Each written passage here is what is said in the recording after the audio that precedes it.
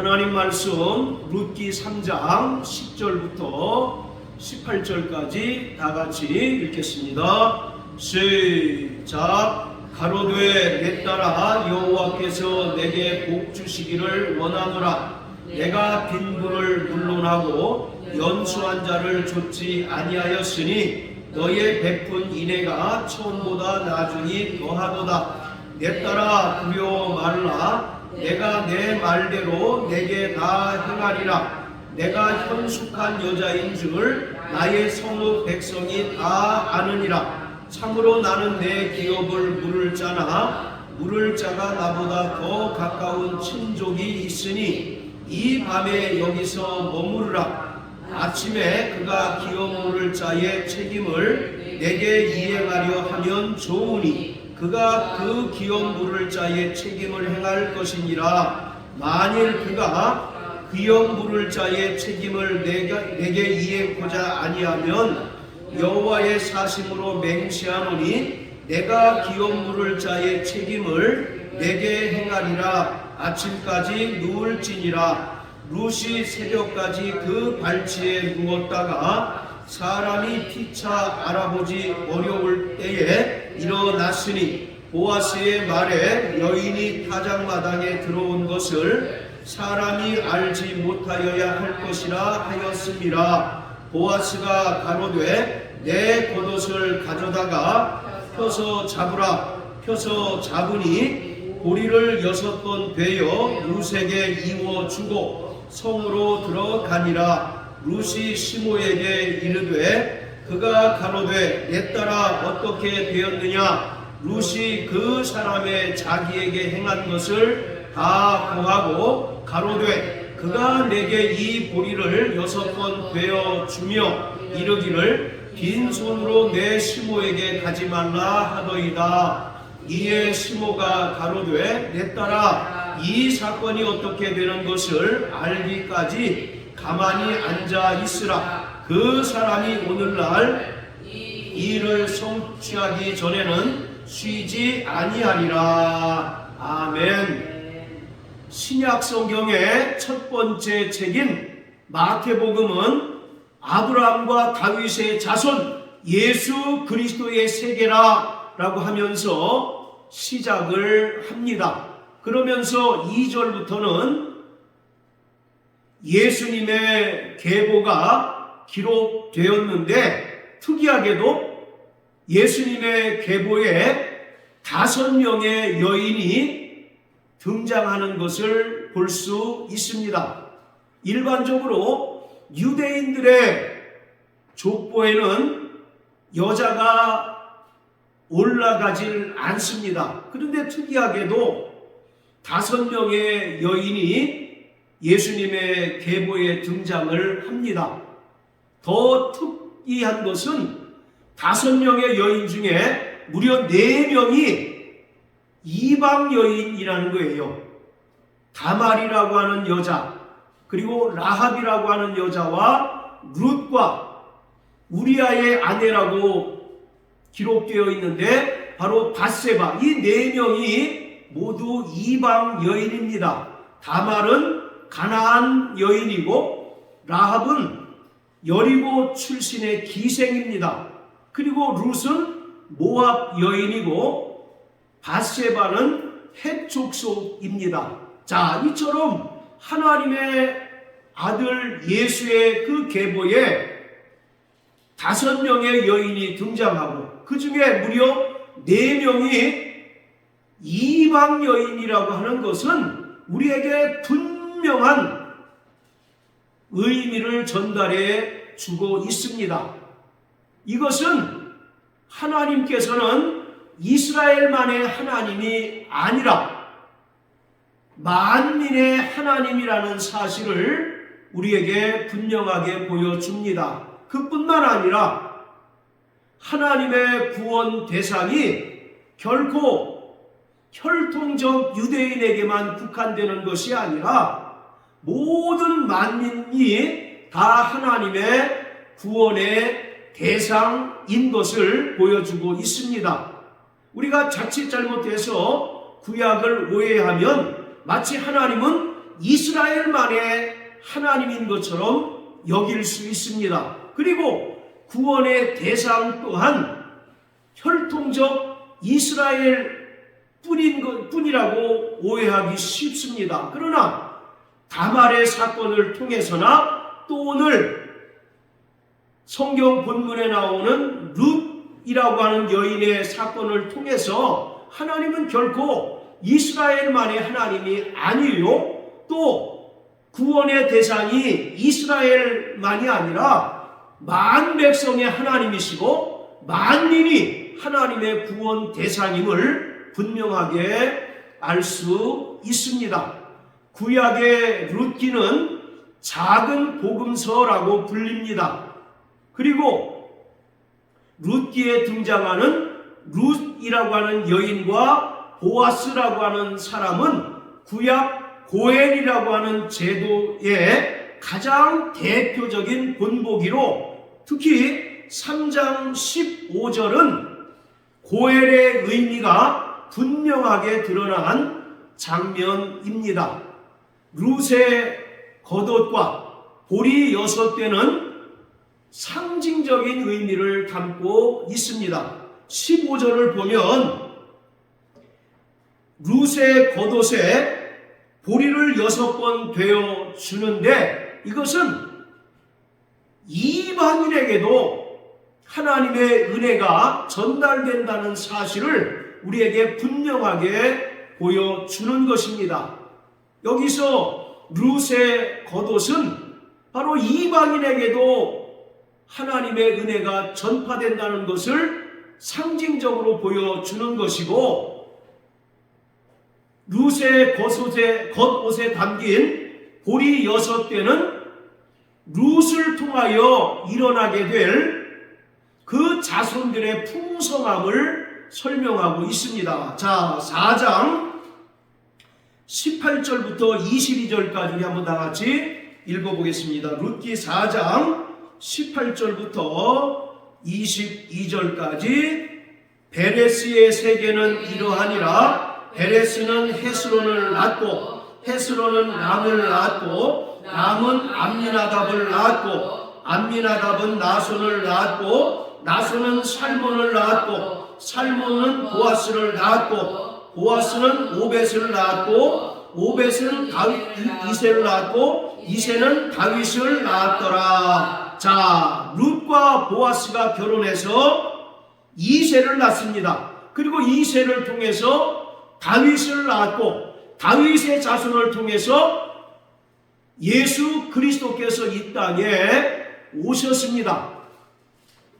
구약 성경에 나타난 아주 중요한 개념 중에 하나가 고엘이라고 하는 개념이에요. 따라하세요. 고엘.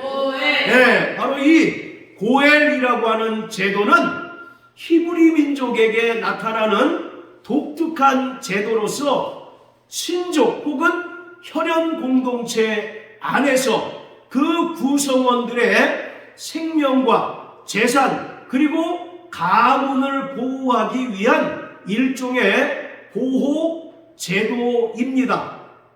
이러한 고엘을 성경에서는 바로 기업 물을 자 그리고 구속자, 피해 보수자라고 번역하고 있습니다. 자, 3장을 보시면 13절에 보면 기업 물을 자라고 하는 표현이 반복해서 나오는 것을 볼 수 있어요. 바로 이것이 고엘을 말하고 있습니다. 자, 그리고 욥기 19장을 다 같이 한번 보십니다. 욥기 19장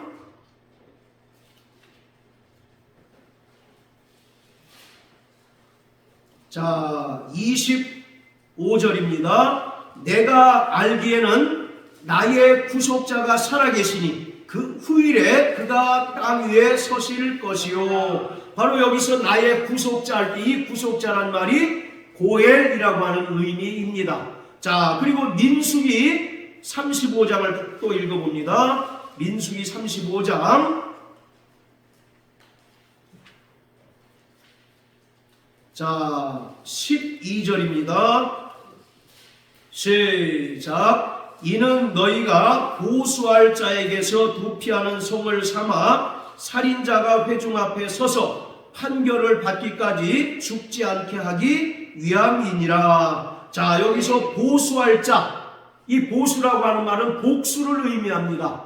그러니까 피해 보수자라는 뜻인데 이것이 바로 고헬이라는 거예요. 일반적으로 바로 고헬이라고 하는 것은 일가 친척 중에 당사자와 혈연적으로 가장 가까운 남자를 고헬이라고 말합니다.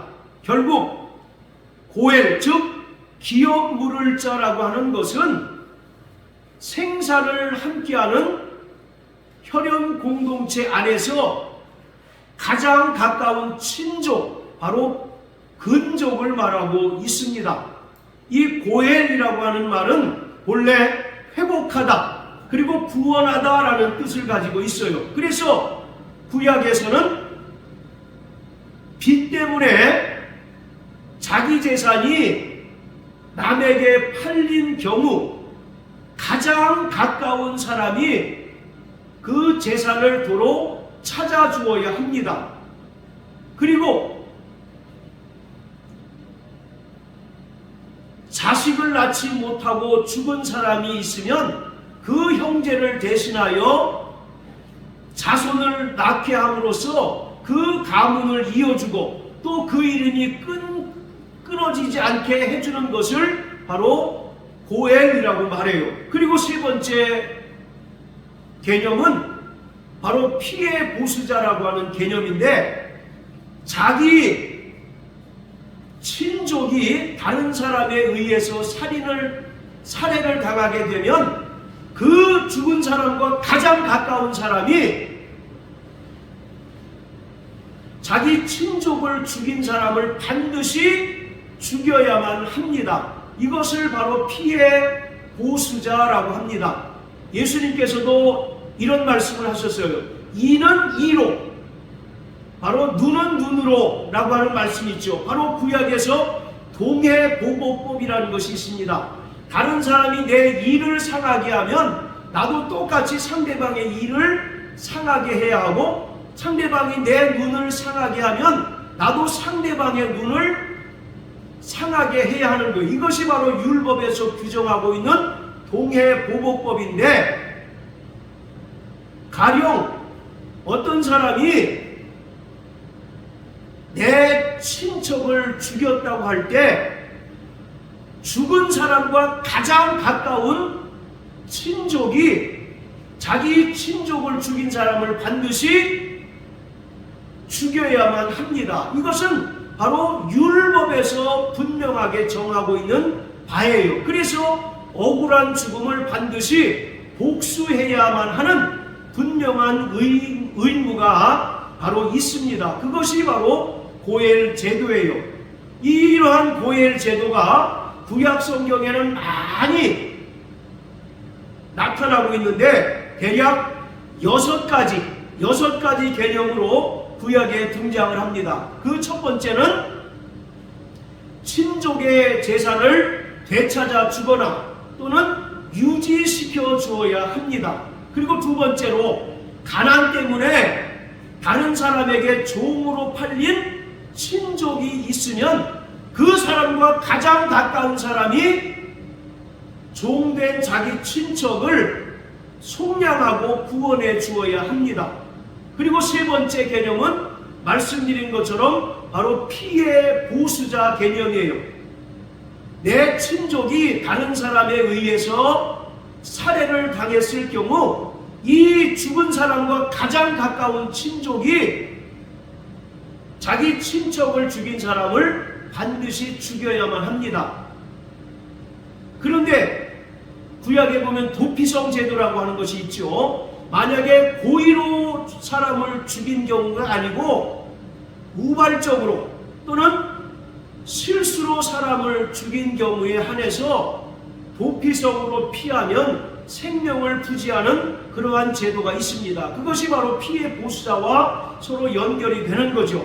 자, 그리고 고헬의 네 번째 개념은 서원물을 되찾아주는 역할을 하는 것을 말합니다. 그리고 다섯 번째는 속전의 수납. 그리고 여섯 번째, 이 여섯 번째 개념이 대단히 이제 중요한데, 어떤 형제가 있는데 그 형제가 자식을 놓지 못하고 죽었어요. 그러면 이 형제와 가장 가까운 친족이 이 사람을 대신하여 장가를 들어서 자손을 이어주어야 합니다. 그럼으로써 죽은 사람의 이름이 이스라엘의 계보 가운데 끊어지지 않도록 해야 하는 것이 바로 고엘 제도예요. 그것을 우리는 계대 결혼이라고 말합니다. 다른 말로 하면 형사 취수혼이라고 말합니다. 형이 죽으면 그 형수를 취해서 대신 혼인을 한다라는 그런 의미인 거예요. 자, 결국 이러한 고엘 제도는 당시 유대 사회의 사회법으로 존재를 했습니다. 그뿐만 아니라 바로 혈연 공동체 안에서 서로의 생명과 재산과 또 권리를 지켜주는 중요한 제도였어요. 다른 사람에게 자신의 재산이나 또는 생명이나 권리를 빼앗겼을 때 이 사람과 가장 가까운 형제나 친족이 그것을 되찾아 주는 것, 즉 이것은 일종의 구원 행위를 말하고 있습니다. 따라서 이 고엘 제도의 영적인 의미는 바로 예수님께서 죄인된 인간들을 대신하여 십자가에 달려 죽으신 바로 예수님의 대속 사건을 말하고 있습니다. 마태복음 20장 28절을 보면 인자가 온 것은 섬김을 받으려 함이 아니라 도리어 섬기려 하고 또 자기 목숨을 많은 사람을 위하여 대속물로 주려 함이다 라고 말합니다. 자, 따라하세요. 대속이 무슨 뜻입니까? 대신 빚을 갚는다 라는 뜻이에요. 이 한문으로 속자가 빚 갚을 속자입니다. 나는 도무지 상대방에게 진 빚을 갚을 능력이 없어요. 그러면 다른 제3자가 나를 대신하여 빚을 갚아주는 것을 대속이라고 합니다. 그러면 나는 그 부채로부터, 빚으로부터 자유할 수가 있는 거죠. 첫사람 아담이 하나님께서 금하신 선악을 알게 한 나무의 실과를 먹은 즉시 인간에게는 영적인 사망이 이르게 되었습니다. 그리고 그때로부터 모든 인간은 마귀에게 죄값에 팔려 일생에 매여 죽기를 두려워하는 죄의 종노릇하는 신세가 되어버리고 말았습니다. 그런데 하나님의 아들 예수께서 이 땅에 말씀이 육신이 되어 오셔서 죄가 없으신 예수님께서 친히 십자가에 달려 죽으시고 그 몸을 찢으시고 피 흘리셔서 그 핏값으로 우리의 모든 죄를 다 탕감해 주셨습니다. 할렐루야. 그래서 마태복음 18장에 보면 일반 달란트 빚진 자가 탕감받은 사건이 기록되어 있죠. 여기서 바로 일만 달란트는 인간이 도무지 갚을 수 없는 죄의 빚, 즉 원죄를 말하고 있습니다. 인간은 이 1만 달란트의 빚, 즉 원죄로 말미암아 지옥 갈 수밖에 없는 존재인데 예수님께서 이 땅에 사람으로 오셔서 십자가에 달리사 흘리신 피로 우리를 사셨습니다. 그리고 또 우리의 모든 죄의 값을 다 탕감해 주셨어요. 그래서 사도행전 20장 28절은 하나님의 피로 사신 교회라고 말합니다. 그리고 고린도전서 6장 20절에 보면 너희는 값으로 산 자가 되었으니 너희 몸으로 하나님께 영광을 돌리라고 말씀하고 있어요. 이처럼 구약 성경에 나타난 중요한 개념인 이 고엘이라고 하는 것은 바로 예수님께서 십자가에 달려 죽으셔서 인간의 모든 죄의 빚을 대신 탕감해 주신 대속을 말하고 있는 것입니다. 이처럼 이 고엘 제도는 구약 성경에 대단히 많이 등장을 합니다. 가장 먼저 고엘 제도가 등장한 성경이 바로 창세기 38장입니다. 자, 우리 창세기 38장을 다 같이 한번 보십니다. 자, 창세기 38장.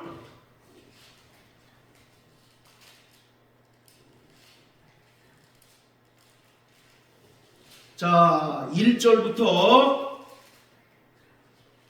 10절까지 우리 한번 읽어봅니다. 시작. 그 후에 유다가 자기 형제에게서 내려가서 아둘람 사람 히라에게로 나아가니라. 유다가 거기서 가나안 사람 수아라 하는 자의 딸을 보고 그를 취하여 동침하니 그가 잉태하여 아들을 낳음에 유다가 그 이름을 에리라 하니라. 그가 다시 잉태하여 아들을 낳고 그 이름을 오난이라 하고 그가 또다시 아들을 낳고 그 이름을 셀라라 하니라. 그가 셀라를 낳을 때 유다는 거십에 있었더라. 유다가 장자 엘을 위하여 아내를 취하니 그 이름은 다말이더라. 유다의 장자 엘이 여호와 목전에 악을 행함으로 여호와께서 그를 죽이신지라. 유다가 오난에게 이르되 내 형수에게로 들어가서 남편의 아우의 본분을 행하여 내 형을 위하여 씨가 있게 하라. 오난이 그 씨가 자기 것이 되지 않을 줄 알므로 형수에게로 들어갔을 때에 형에게 아들을 얻게 아니하려고 땅에 설정하니 그 일이 여호와 목전에 악함으로 여호와께서 그도 죽이시니라. 자, 바로 유다에게 3명의 아들이 있었습니다. 첫째가 바로 엘이고 둘째가 오난이고 막내가 바로 셀라라고 하는 아들이에요. 그런데 이 장남인 엘이 바로 다말이라고 하는 가나안 여자와 결혼을 합니다. 그런데 이 엘이 하나님 보시기에 악하여서 엘이 죽임을 당합니다. 자식이 없는 상태에서 죽게 돼요. 그래서 형이 자식이 없이 바로 죽었기 때문에 그 동생인 오난이라고 하는 사람이 형수와 결혼을 해서 자손을 생산을 해야 합니다. 그것을 바로 의무라고 표현하고 있어요.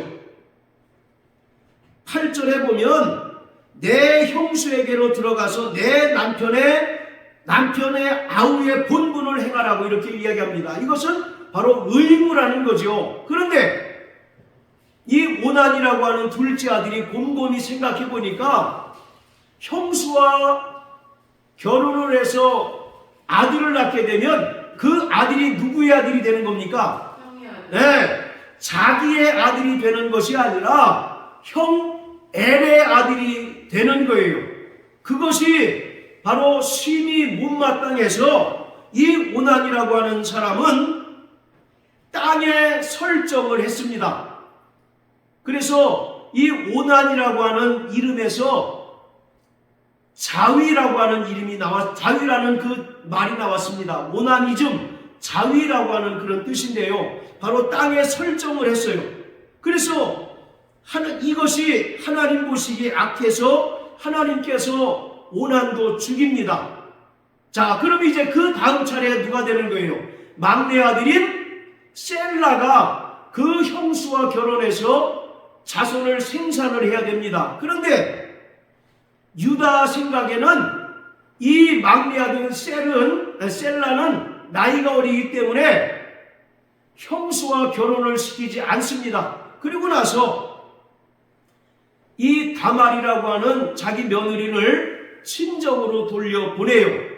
그런데 다말은 생각하기에 분명히 여자로서 엘의 형제를 통해서 자신이 자식을 낳아야 되는 그 의무가 있다는 사실을 분명히 압니다. 그렇기 때문에 중간은 생략하고 이 다말이라고 하는 여자가 창기의 모습으로 변장을 해서 시아버지인 유다와 이제 관계를 맺습니다. 지금 이런 일이 벌어졌다면 이건 뭐 경천동지할 일이죠. 텔레비나 뉴스에 나올 그런 폐륜적인 행위 아니겠습니까? 그러나 이것이 그 당시에는 대단히 중요한 의무였습니다. 그래서 다말이라고 하는 며느리는 창기 분장을 하고 시아버지인 유다와 관계를 맺게 된 거죠. 그리고 나서 그에게서 낳은 아들이 바로 베레스와 세라입니다. 그리고 그를 통해서 오늘 룻기에 나오는 보아스라고 하는 사람이 나왔고, 또 보아스를 통해서 결국 누가 나왔습니까? 다윗이 나왔고, 다윗을 통해서 바로 예수님께서 이 땅에 오신 거예요. 바로 이 창세기 38장은 그냥 폐륜적인 행위를 기록한 것이 아니라 그 당시에 분명히 존재했었던 계대 결혼법에 대한 기록인 것입니다. 자, 이것이 이제 하나님께서 이스라엘 백성에게 율법으로 정해 주십니다. 이때까지는 법으로 정해져 있지는 않았어요. 하나의 어떤 사람들이 과거로부터 지켜온 관례에 불과했지만, 이제 신명기에서는 하나님께서는 모세를 통해서 분명히 이스라엘에게 이 계대 결혼을 바로 율법으로 정해 주십니다. 그래서 그 의무를 다하지 않는 자는 이스라엘의 족보에서 끊어지는 수치를 당하게 만드십니다. 자, 신명기 25장을 다 같이 한번 보십니다. 신명기 25장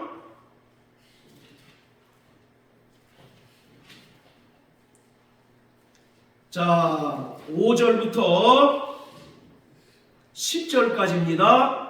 시작. 형제가 동거하는데 그중 하나가 죽고 아들이 없거든 그 죽은 자의 아내는 나가서 타인에게 시집가지 말 것이요, 그 남편의 형제가 그에게로 들어가서 그를 취하여 아내를 삼아 그의 남편의 형제된 의무를 그에게 당할 그 여인의 낳은 첫 아들로 그 죽은 형제의 후사를 잊게 하여 그 이름을 이스라엘 중에서 끊어지지 않게 할 것이니라. 그러나 그 사람이 만일 그 형제의 아내 취하기를 즐겨하지 아니하거든 그 형제의 아내는 그 송문 장로들에게로 나아가서 말하기를 내 남편의 형제가 그 형제의 이름을 이스라엘 중에 잊기를 싫어하여 남편의 형제된 의무를 내게 행치 아니하나이다 할 것이요,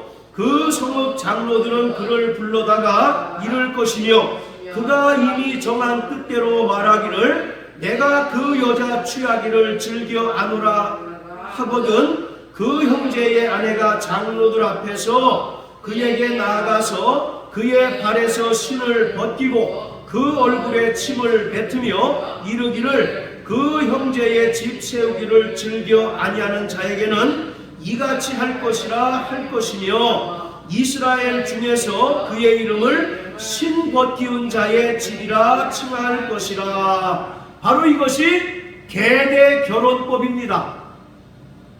기록된 것처럼 형제가 여자와 결혼해서 자식이 없이 죽게 되면 그 아우가 바로 반드시 의무를 다함으로써 그 자손을 생산을 해야 합니다. 왜냐하면 자손이 없게 되면 그 이름이 이스라엘 족보에서 끊어지게 되는 것입니다. 이스라엘 사람들이 가장 두려워하는 것은 족보의 그 이름이 지워지는 것을 말합니다. 그래서 구약 성경을 보면 이스라엘 백성 중에서 끊쳐지리라는 그런 표현들이 상당히 많이 나옵니다. 이것이 이스라엘의 족보에서 탈락된다는 뜻이고, 결국 이것은 하나님의 백성으로 인정받지 못한다는 의미예요. 그렇기 때문에 반드시 이 계대 결혼 제도의 의무를 이행을 해야 합니다. 그런데 그 죽은 아이를 낳지 못하고 죽은 형제의 가장 가까운 형제나 친족이 그 의무를 다하지 못하면 9절에 보면 그의 발에서 신을 벗기고 그 얼굴에 침을 뱉는다라고 말합니다. 침을 뱉는다는 것은 보통 어떨 때 합니까? 그렇죠. 그를 모욕하고 수치를 줄 때 하는 행위 아니겠습니까? 바로 신을 벗기고 그 얼굴에 침을 뱉고, 그리고 10절에 보면 이스라엘 중에서 그의 이름을 신 벗기운 자의 집이라 칭한다 라고 말합니다. 즉 그 이름이 이스라엘 백성 중에서 지워지고 끊어진다는 것을 말하고 있어요. 자, 이처럼 창세기 38장에서 유다와 다말이 행한 계대 결혼법은 고대의 어떤 하나의 관례로 행해져 왔었는데, 이제 하나님께서는 신명기 25장을 통해서 바로 모세를 통하여 하나님께서 이스라엘 백성들에게 율법으로 명령을 하십니다. 그렇기 때문에 이것은 반드시 지켜야만 하는 의무이고, 만약에 이것을 지키지 않는다면 그의 발에서 신을 벗기우고 그 얼굴에 침을 뱉으며 그 집은 바로 신 벗기운 자의 집이 되고 마는 거예요. 이스라엘 백성 중에서 끊어지는 결과를 초래하는 것입니다. 자, 이 외에도 고엘 제도는 구약 성경에서 대단히 많이 등장을 합니다. 자, 그렇다면 이 고엘 제도가 신약 시대에는 기록되지 않았을까요? 신약 시대에도 분명히 있었습니다. 자, 마태복음 22장을 다 같이 한번 보십니다. 마태복음 22장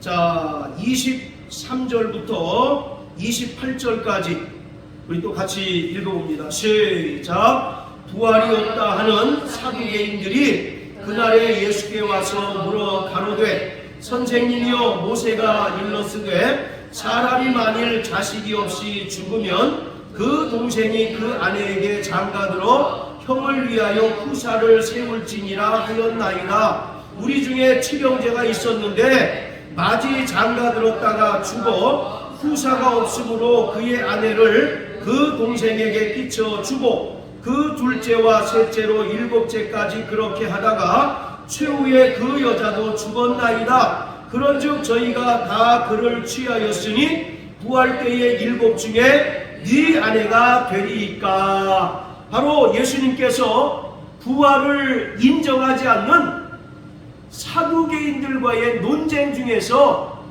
사두개인들이 이 유대인의 계대 결혼법을 예로 듭니다. 칠형제가 있는데 마지 장가들었다가 후사를 얻지 못하고 죽습니다. 그러면 둘째가, 그 다음에 셋째가, 넷째가, 다섯째가, 여섯째, 일곱째가 다 이 의무를 행하게 되는데, 그렇다면 부활 때에 이 여자는 누구의 부인이 됩니까? 라고 질문을 합니다. 바로 여기서 사두개인들이 예를 들고 있는 것이 바로 계대 결혼법인 거예요.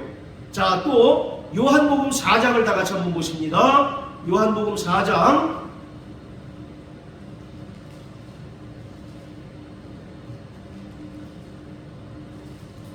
자, 15절부터 17절까지 우리 사모님 큰 소리로 한번 읽어주십시오. 여자가 가로되 주여 이런 물을 내게 주사 목마르지 않고 또 여기 물 들려오지도 않게 하옵소서. 가라사대 가서 내 남편을 불러라. 여자가 대답하여 가로되 나는 남편이 없나이다. 예수께서 가라사대 내가 남편이 없다 하는 말이옵도다. 예, 됐습니다. 자, 사마리아 여인과 예수님께서 우물가에서 만나셨어요. 그러면서 내 남편을 불러오라고 했더니 나는 남편이 없습니다. 그랬더니 예수님께서 내가 남편이 없다 하는 말이 옳도다. 내가 남편 5이 있었으나 지금 있는 자는 내 남편이 아니니 내 말이 참되다라고 말합니다.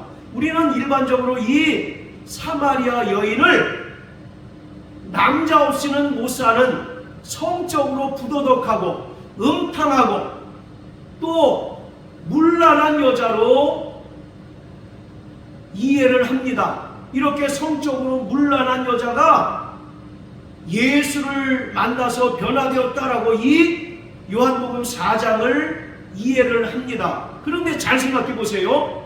만약에 이 여자가 우리가 지금까지 이해했던 것처럼 남자 없이 못 사는 성적으로 음탕하고 문란하고 부도덕한 여자라고 한다면 한 마을에 같이 동네 사람들이 살 수 없습니다.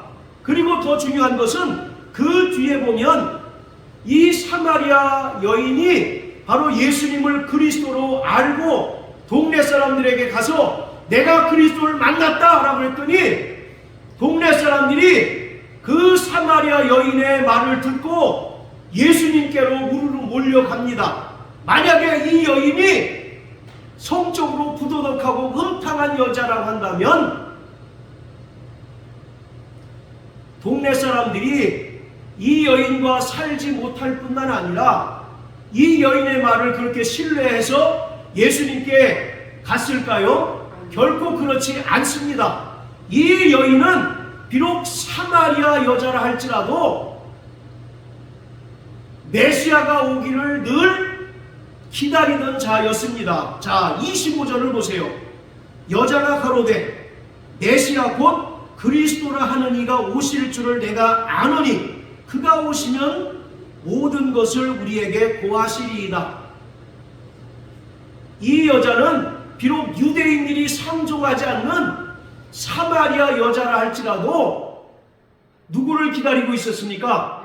메시아가 올 것을 기대하고 있는 여인이었어요. 그러다가 예수님을 만나서 우물가에서 대화를 나누자 이 여인은 첫 번째 예수님을 선지자로 여겼습니다. 그리고 그 다음에 좀 더 깊은 대화 끝에 바로 이 예수가 오시기로 한 메시아다라는 사실을 깨달았습니다. 그리고 이 여자는 동네 사람들에게 가서 내가 메시아를 만났다라고 하니까 동네 사람들이 우르르 예수님께 찾아왔습니다. 이 여자에게 남편 5이 있었다는 얘기는 이 여자가 남자 없이는 못 사는 음탕한 여자라는 이야기가 아니라 우리가 금방 찾아봤던 것처럼 이 여자가 비록 사마리아 여자라 할지라도 율법에 충실해서 율법에서 명하는 계대 결혼법을 충실히 지켜왔다는 것입니다. 할렐루야. 아멘. 그런 가운데 예수님을 만나서 처음에는 선지자로 그리고 그 다음에는 그리스도로 고백하게 된 것이에요. 자, 이처럼 구약뿐만 아니라 신약 사복음서에는 계대 결혼법이 이렇게 분명하게 기록이 되어 있습니다. 이것은 결국 어디로 향하느냐? 바로 예수님의 십자가 사건으로 귀결이 되는 겁니다. 창세기 38장에 바로 유다와 다말 사건, 그리고 룻기 3장에서의 그 룻과 보아스 사건이 결국 신약의 예수님의 십자가 대속의 사건으로 완성이 되는 것입니다. 할렐루야. 아멘. 그 사건으로 인하여 1만 달란트 죄의 빚을 갚을 능력이 없어서 마귀에게 종살이하던 우리가 예수님의 그 핏값으로 십자가 대속의 죽음으로 말미암아 죄에서 사함을 받고 또 자유자가 된 것입니다. 할렐루야. 아멘. 그래서 구약의 고엘 제도는 결국 예수님께서 모든 죄인인 인간의 고엘이시다라는 사실을 보여주고 있는 것입니다.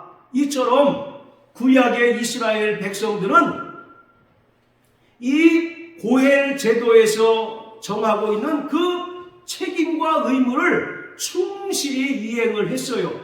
처음에는 이것이 하나의 관례로 지켜오다가 말씀드린 것처럼 신명기 25장을 통해서 하나님께서는 이스라엘 백성들에게 율법으로 명령하셨습니다. 그렇기 때문에 그 율법에서 정한 고헬 제도, 특히 계대결혼법을 충실히 이행한 자에게는 이스라엘 족보의 그 이름이 끊어지지 않고 계속 기록이 되지만 그 의무를 감당하지 못한 자는 신벗기운 자의 집이라고 하여서 그 사람의 이름이 생명책에서 끊어지게 됩니다. 이처럼 고헬 제도는 구약 이스라엘 백성들의 삶과 대단히 밀접했고 그것이 결국 예수님의 십자가 대속 사건으로 완성되었습니다.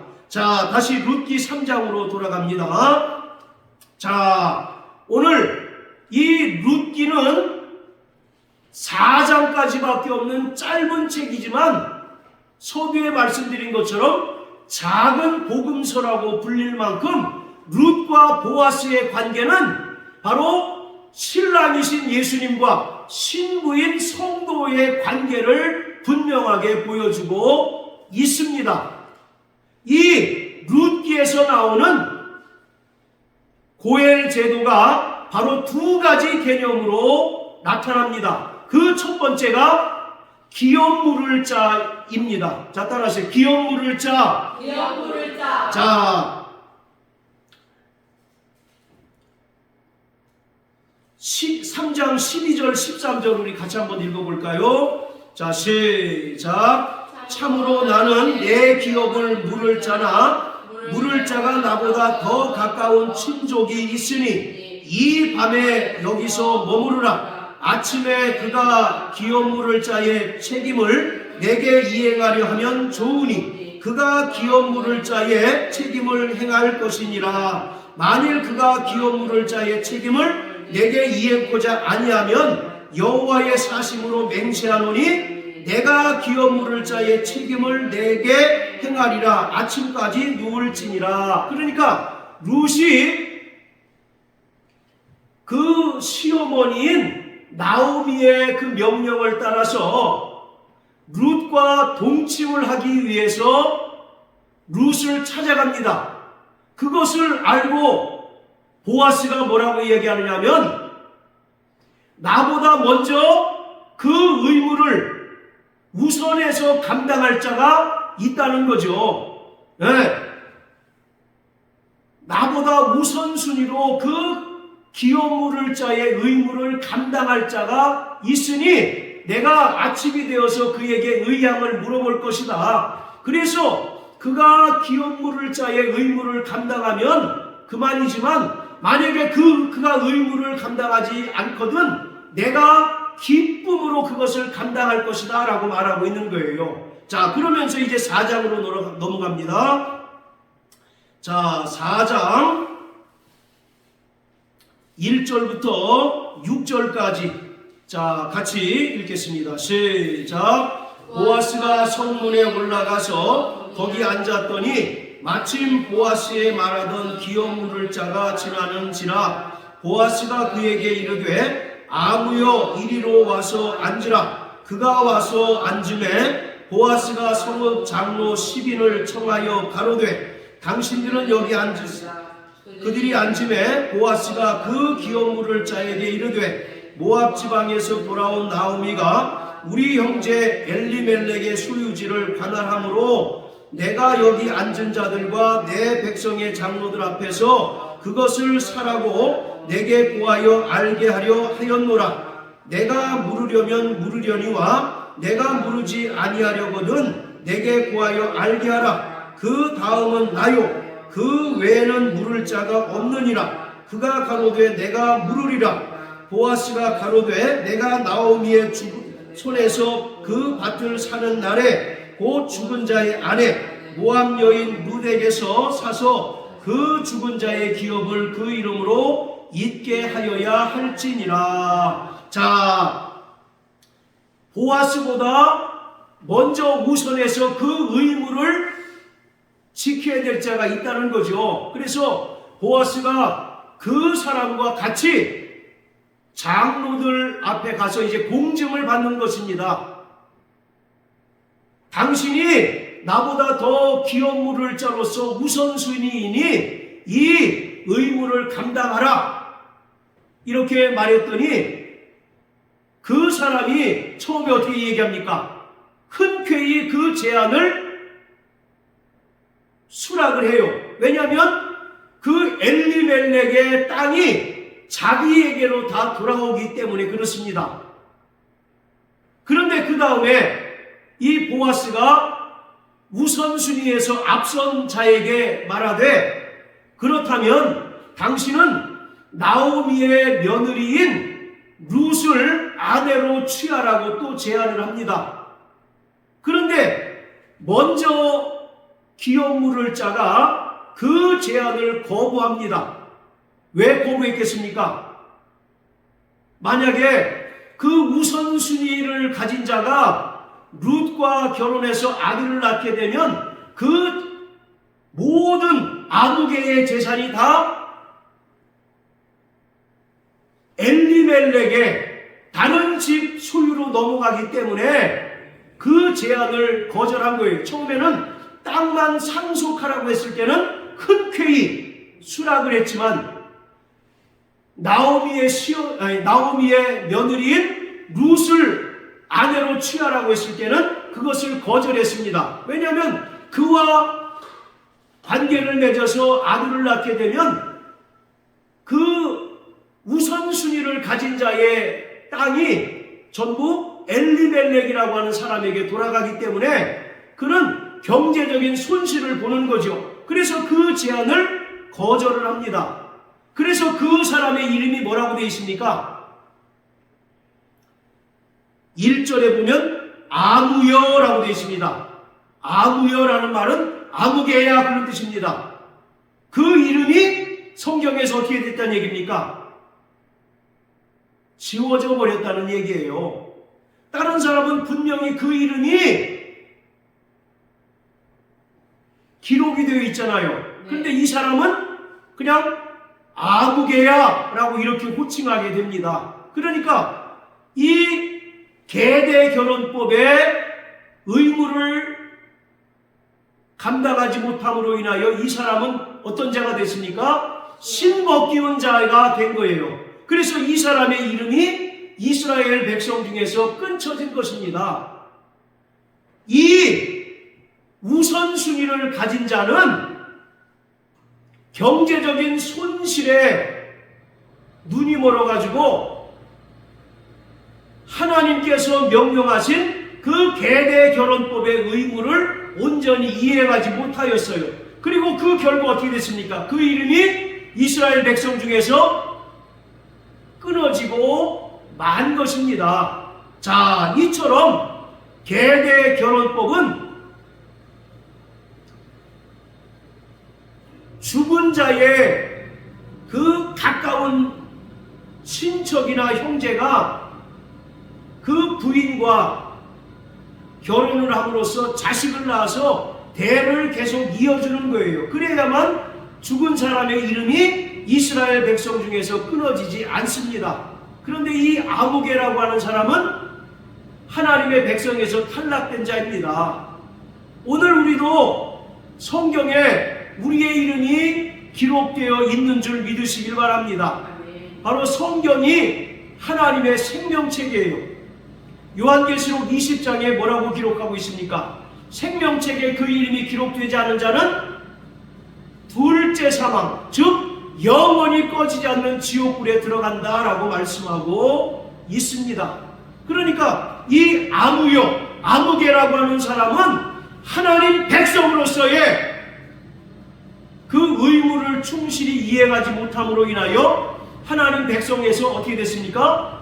끊어지고 그 이름이 생명책에서 바로 지워진 자예요. 말라기 3장에 보면 하나님의 이름을 존귀히 여기는 자에게 그 여호와 앞에 있는 기념책에 그 이름을 기록하고 하나님의 특별한 소유로 삼으시겠다라고 말씀하고 있습니다. 자, 이처럼 룻과 보아스의 관계는 신랑이신 예수님과 또 신부인 성도와의 관계를 설명해 주고 있습니다. 이 룻이라고 하는 여자는 본래 모압 여자였습니다. 모압 족속은 율법에 의하면 이스라엘 회중에 결코 참가할 수 없는 족속입니다. 그러나 하나님께서 이방 여자인 이 룻에게 은혜를 베푸심으로 말미암아 이스라엘 계보에 그 이름이 기록되고 또 예수님의 족보에 그 이름이 등록되는 복을 누리게 됐습니다. 그리고 이 룻과 보아스의 관계를 통해서 하나님께서는 이방인도 구원하신다는 겁니다. 할렐루야. 네. 그리고 이 룻과 보아스의 관계를 통해서 바로 교회의 탄생을 우리에게 보여주고 있습니다. 룻이 입고 있는 이 겉옷은요, 머리나 어깨를 두르는 큰 천을 말합니다. 그리고 어떤 물건을 싸거나 담는 바로 천을 말하고 있어요. 이 겉옷은, 룻이 입고 있는 겉옷은 바로 룻의 정체성을 말합니다. 그리고 3장 15절에 바로 룻의 겉옷에 보리 6개를 준 것은 룻을 통해서 탄생할 예수님의 계보를 말하고 있습니다. 바로 룻과 보아스와의 관계는 예수님께서 우리의 고엘이심을 나타내고 있습니다. 예수님께서 우리의 기업물을 짜이시고 우리는 그의 사랑하시고 존귀하게 여기는 바로 신부라는 사실을 보여주고 있습니다. 신랑이신 예수님께서는 신부인 성도들을 위하여 십자가에 달려 죽기까지 우리를 사랑해 주셨습니다. 로마서 5장에 보면 우리가 죄인이었을 때에 그리스도께서 십자가에 달려 죽으심으로써 우리를 향하신 하나님의 사랑을 확증하셨다라고 말씀하고 있습니다. 우리는 죄인이요 또 하나님의 백성과 상관없는 이방인이었지만 하나님의 은혜를 통하여 구원받은 하나님의 백성이 되었고 또 신랑 되신 예수님께서 우리를 기뻐하시는 신부로 삼아 주셨습니다. 그리고 신랑 되신 예수님께서는 신부인 성도들에게 십자가의 죽음을 당하시기까지 우리를 사랑하시고 또 우리에게 책임과 의무를 다하셨습니다. 우리가 그 은혜로 말미암아 하나님의 자녀가 되었고 또 천국 백성이 되었고 예수님의 거룩한 신부가 되었습니다. 할렐루야. 네. 자, 이처럼 룻과 보아스의 그 계대 결혼을 통해서